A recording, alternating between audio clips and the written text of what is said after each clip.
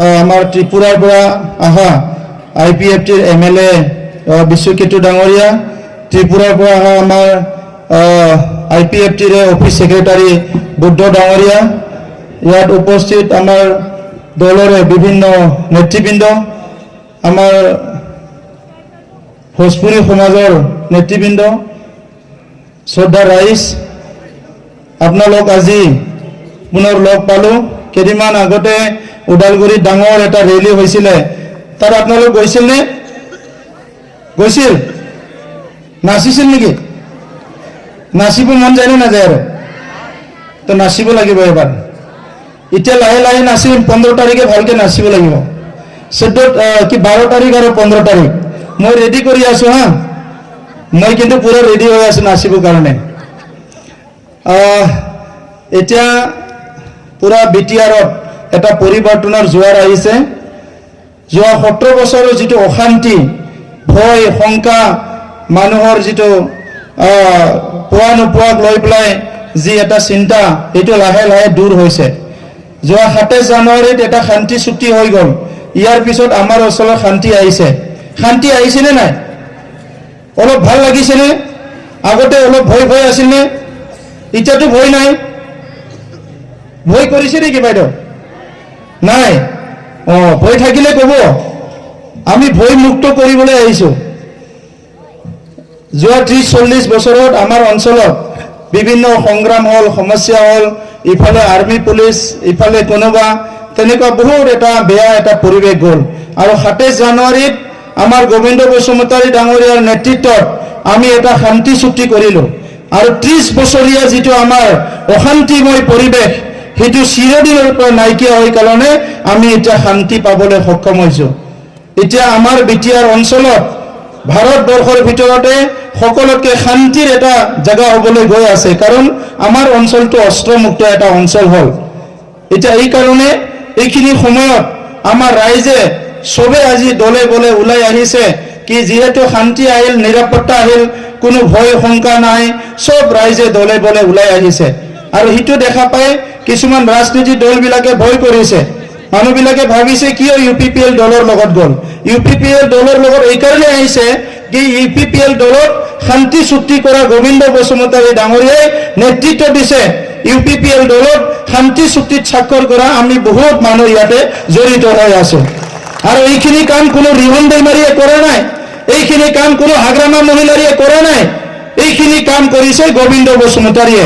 গতিকে আজি গোবিন্দ বসুমতাৰী ডাঙৰীয়াক আমাৰ ওদালগুৰি জিলাবাসী নহয়, BTRবাসী নহয়, অসমবাসী নহয়, গোটেই ভাৰতবাসীয়ে শলাগ লৈছে কি গোবিন্দ বসুমতাৰীৰ নেতৃত্বত আমি শান্তি চুক্তি কৰিবলৈ সক্ষম হৈছোঁ আৰু আমাৰ অঞ্চলত শান্তি প্ৰতিষ্ঠা কৰিছোঁ। এই সময়ত আমাৰ কোনো বেলেগ কথা ভাবিব লগা নাই ৰাইজ। আমি এই দেশৰ নাগৰিক। এই দেশৰ নাগৰিক হিচাপে ভাৰতৰ সংবিধানৰ যি যি অধিকাৰ আছে, এই অধিকাৰটো আমি পাব লাগিব। আমি ভয় ভয়কে ইয়াতে থাকিব নালাগে, কাৰণ ইয়াতে আমি জন্ম পাইছোঁ, ইয়াতে আমাৰ মা দেউতা জন্ম পাইছে। এইটো আমাৰ জেগা, আমাৰ ভাৰত, আমাৰ অসম, আমাৰ BTR, আমাৰ ওদালগুৰি। আমাৰ ইয়াত ভয় কৰিব লগা নাই। এইটো গোৰ্খাৰ ওদালগুৰি, এইটো আদিবাসীৰ ওদালগুৰি, এইটো অসমীয়াৰ ওদালগুৰি, এইটো বঙালীৰ ওদালগুৰি, এইটো বড়োৰ ওদালগুৰি। এই ওদালগুৰি চবৰে হয়। ইয়াত কোনো জাতি জনগোষ্ঠী ভয় কৰিব লগা একো নাই। যোৱা 17 বছৰত হাগ্ৰামা মহিলাৰী ডাঙৰীয়া, ৰিহন দৈমাৰী ডাঙৰীয়া দুইজনে মিলি পেলাই এই অঞ্চলৰ উন্নয়নৰ কাম কৰা নাই। হাগ্ৰামা মহিলাৰী গোৰ্খাকো ঠগালে, বড়োকো ঠগালে, বঙালীকো ঠগালে, মুছলমানকো ঠগালে, অসমীয়াকো ঠগালে, সকলো জাতি জনগোষ্ঠীক ঠগাইছে যদি হাগ্ৰামা মহিলাৰীয়ে ঠগাইছে। গতিকে আজি আমি এই প্ৰবঞ্চক যিটো হাগ্ৰামা মহিলাৰী, ইয়াক পুনৰ যদি ক্ষমতালৈ আহিব দিওঁ, অহা 5 বছৰত না গোৰ্খা কিবা পাব, না আদিবাসী কিবা পাব, না বঙালী পাব, না অসমীয়া পাব, না বড়ো পাব, কোনো একো নাপাব। আৰু এইটো 17 বছৰত প্ৰমাণ হৈ গৈছে। আৰু আজি সেইকাৰণে আমি ৰাজনীতিত আহিব লগা হৈছে। এটা ভয় মুক্ত BTR কৰিব লাগিব। কিয় ভয় ভয়কে থাকিব আমাৰ মা দেউতাসকলে? কিয় ভয় ভয় থাকিব আমাৰ দাদা বাইসকলে? সকলো পঢ়িব লাগিব, ভাল কাম কৰিব লাগিব, সমাজখন আগুৱাই নিব লাগিব। ভয় কৰাৰ কোনো দৰকাৰ নাই। এইকাৰণে আমি কৈছোঁ যে আপোনালোকৰ যিটো ভয় শংকা এইটো দূৰ কৰক। এইখন দেশত আমি নিজৰ বুকুটো ফুলাই পেলাই, মূৰটো দাঙি পেলাই জীয়াই থাকিব লাগিব, কাৰণ এই দেশৰ আমি নাগৰিক হয়। আমাৰ ইয়াত কোনো ভয় কৰিব লগা নাই। সেইকাৰণে মই আপোনালোকৰ আগত স্পষ্ট ভাষাৰে ক'বলৈ আহিছোঁ। কোনোবা গোৰ্খা সমাজৰ মাজত সোমাই পেলাই কৈছে কি ইয়াত মাটি বাৰীৰ অধিকাৰ নাপায়, অমুক নাপায়। হয়, PPFৰ শাসনত 70 বছৰত মানুহ জনগোষ্ঠীবিলাকে মাটিৰ অধিকাৰ পোৱা নাই, কিন্তু আমি ঠিক কৰিছোঁ UPPL চৰকাৰ অহাৰ লগে লগে সকলো জাতি জনগোষ্ঠীৰ মাটিৰ পাট্টা পাব, মাটিৰ অধিকাৰ পাব। আমি কৰিম, এইটো UPPL কৰিম, এই কথাটো নিশ্চিত কৰিছোঁ। উত্তৰ অঞ্চলত খোৱা পানীৰ সমস্যা আছে, এই খোৱা পানীৰ সমস্যা আমি দূৰ কৰিব লাগিব। অতি দুৰ্ভাগ্যজনক কথা, শান্তি প্ৰতিষ্ঠা কৰিলোঁ, নিৰাপত্তা আনিলোঁ, আৰু আমি এতিয়া সমাজটো গঢ়িবলৈ আহিছোঁ। আমাৰ ৰাইজে আমাৰ মা বাপ, ৰাইজে আমাৰ চবকুচ, আমি সামাজিকভাৱে থাকোঁ, সমাজখনে আমাৰ চব। কিন্তু আজি BPFে কি কৰে? এই সমাজখন আগুৱাই লৈ যাব লাগে। এই সমাজৰ আমাৰ মাতৃসকল, আমাৰ পিতৃসকল, আমাৰ খেতিয়ক, নিবনুৱা, আমাৰ মানে হাজিৰা মুজিৰা কৰি খোৱা মানুহ সকলোকে আগুৱাই নিব লাগে। এই ৰাইজৰ কাৰণে BPFে একো নকৰে। ৰাইজৰ কাৰণে অহা টকা পইচাবিলাক খাই দিয়ে, আইৱা ঘৰৰ পইচা, জব কাৰ্ডৰ পইচা চব খাই দিয়ে। আৰু কি কৰে? আমাৰ মা দেউতাহঁতক নিৰ্বাচন আহিলে কিনিব বিচাৰে 200 টকা 300 টকা দি। কিমান দুখৰ বিষয়, কিমান দুখৰ বিষয়। ভাৰতবৰ্ষতো বিশ্বৰ মানুহে আজি সন্মান দিয়ে, সৰ্বোচ্চ গণতান্ত্ৰিক দেশৰ মানুহ বুলি আমাক চবে সন্মান দিয়ে। আৰু এই সৰ্বশ্ৰেষ্ঠ গণতান্ত্ৰিক দেশৰ মানুহক এই হাগ্ৰামা মহিলাৰ দলে কিনিব বিচাৰে, ইয়াতে মানে বেচিব বিচাৰে। কিমান দুৰ্ভাগ্যজনক কথা। আৰু আনপিনেদি চাব, উদালগুৰি জিলাৰ অলপ কম, কিন্তু কোকৰাঝাৰ, চিৰাং, বাক্সাৰ যোৱা 17 বছৰত কি কৰিছে? আমাৰ যুৱকসকলে আমাৰ সম্পদ, আমাৰ যুৱকসকল ঘৰখনৰ সম্পদ, গাঁৱৰ সম্পদ, সমাজৰ সম্পদ, ৰাজ্যখনৰ সম্পদ, দেশৰ সম্পদ, বিশ্বৰ সম্পদ আমাৰ যুৱবিলাকে। কিন্তু এই যুৱকসকলক হাগ্ৰামা মহিলাৰে BPFে মদ ভাং খুৱাই মাৰপিট কৰিবলৈ দিয়ে। অতি দুৰ্ভাগ্যজনক কথা। আৰু আমি কৈছোঁ UPPL চৰকাৰ আহিলে এইবিলাক কোনোদিনে হ'বলৈ নিদিওঁ। চাকৰি নামত লাখ লাখ টকা খালে, চাকৰি নিদিলে। আৰু আমি ঠিক কৰিছোঁ UPPLে যিমানখিনি ইণ্টাৰভিউ হ'ব, যোনদিনা ইণ্টাৰভিউ হ'ব সেইদিনা এপইণ্টমেণ্ট পাব। আৰু চাকৰিটো অকল কোনোবা বড়োই পাব, অসমীয়াই পাব, এইটো নহয়, সকলো জনগোষ্ঠীৰ মানুহ চাকৰি সমানে পাব লাগিব। এয়া যাতে এটা জনগোষ্ঠী অকলে চাকৰি নাপায়, চবে সমানে পাব লাগে। কাৰণ নিবনুৱা বড়োটো আছে, নিবনুৱা গোৰ্খাটো আছে, নিবনুৱা বঙালীটো আছে, বিহাৰীটো আছে, মাৰোৱাৰীটো আছে, চবতো আছে নিবনুৱা। নিবনুৱা আমাৰ ইয়াত যিমান নিবনুৱা আছে, নিবনুৱাসকল সংস্থাপন পাব লাগিব। আৰু ইয়াৰ কাৰণে আমি কাম কৰিম। দুৰ্নীতি মুক্ত কৰিব লাগিব। অফিচ আদালতত যাব নোৱাৰে, কিমান মানে হাজাৰ হাজাৰ টকা নহ'লে আমাৰ ফাইল ইহঁতে মানে টাচ নকৰে।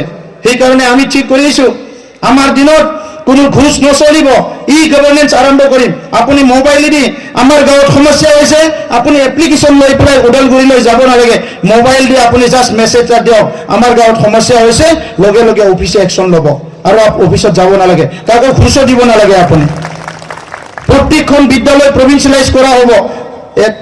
ক শাখাৰ পৰা KG to PG, ক শাখাৰ পৰা ইউনিভাৰ্চিটিলৈ প্ৰত্যেকজন ছাত্ৰ ছাত্ৰীক গুণগত শিক্ষা দিয়া হ'ব। যিবিলাক নিবনুৱাসকলক বছৰত 1 লাখ 5 বছৰত 5 লাখ সংস্থাপন দিয়া হ'ব। ইয়াৰ কাৰণে বহুত সুবিধা আছে। কিন্তু BPFে কৰিব নোৱাৰে, আমিহে কৰিব পাৰোঁ, কাৰণ আমি এই বিষয়ে চিন্তা চৰ্চা কৰোঁ। তো শ্ৰদ্ধা ৰাইজ, আজিৰ সময়টো পৰিৱৰ্তনৰ সময়। বিশ্ব বহুত আগুৱাই গ'ল, আমি বহুত পিছ পৰি থাকিলোঁ। আৰু 70 বছৰত 6,000 কোটি টকা আহিছিলে, এই 6,000 কোটি টকা যদি কাম কৰিলে হয়, আমাৰ মানুহ বহুত আগুৱাই গ'লহেঁতেন। কিন্তু 6,000 কোটি টকা খাই পেলালে। 1500 কোটি টকা খুটা কম্বল ছাপ্লাই দিয়াৰ নামত হাগ্ৰামা মহিলাৰে খাই শেষ কৰি দিলে। 600 কোটি টকা জব কাৰ্ডৰ নামত খাই দিলে। কিমান টকা খাইছে হিচাপ নাই। এই টকাবিলাক, ৰাইজৰ টকাবিলাক, পুঁজিটো ইহঁতে খাই দিয়াৰ কাৰণে আমাৰ ৰাইজৰ পুঁজি নাই। এতিয়া BPFৰ নেতাবিলাকৰ পুঁজিটো ডাঙৰ ডাঙৰ হৈছে। আৰু ইয়াৰ পৰা সমাজখন উদ্ধাৰ কৰিব লাগিব। আজি কোনোবা আহিছে, কৈছে কি ইয়াতে পদম ফুল ফুলিব, ইমান অশান্তিময় পৰিৱেশ আহিছিলে, নাই সময়ত পদম ফুল, নাই সময়ত হাত। এই সময়ত আমিয়ে যুঁজিলোঁ, আমাৰ অঞ্চলৰ শান্তি প্ৰতিষ্ঠা কৰাৰ কাৰণে আমিয়ে যুঁজিলোঁ, আমিয়ে চব কুছ কৰিলোঁ।